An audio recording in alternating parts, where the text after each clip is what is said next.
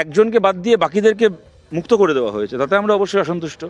তেমন আবার সঞ্জয় রায়ের আমরা মনে করি আজকের পরিস্থিতিতে বেঁচে থাকা দরকার, যাতে কিনা পরবর্তীকালে বাকি যারা অপরাধী আছে তাদেরকে যদি গ্রেপ্তার করাও হয়। কেননা আপনারা জানেন যে সিবিআইয়ের পক্ষ থেকেও বলা হয়েছে কেস ক্লোজ করা হয়নি, বলা হয়েছে যে বাকিদেরকে আমরা ভবিষ্যতে ধরতে পারি। যদিও এই কথা সিবিআই সেই সারদার সময় থেকে বলে আসছে, এত বছরে কোনোটাই তারপরে আর কাউকে ধরা হয়নি।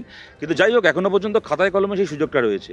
কালকে যদি বিজেপির বদলে অন্য কোনো সরকার আসে, যে সরকারের উপর আমাদের নিয়ন্ত্রণ থাকবে, তাহলে উই উইল সি টু ইট, আমরা এটাকে নিশ্চিত করব যে আরজি করের ঘটনায় যতদিন পরেই হোক না কেন, যেন সত্যিকারের যারা অপরাধী বাকিদেরকেও যেন বার করে এনে তাদেরকে গ্রেপ্তার করা হয়। কিন্তু আমি এইটা আপনাদেরকে বলছি, ধরুন তর্কের ক্ষেত্রে যদি ধরেও নিই যে আগামী দিনে সিবিআই আরও একজনকে কি দুজনকে গ্রেপ্তার করবে, তাহলে তাকে তখন কনভিক্ট করার জন্য, তার সাজা করানোর জন্য তো তখন সঞ্জয় রায়ের সাক্ষ্য জবানবন্দিটা জরুরি হবে।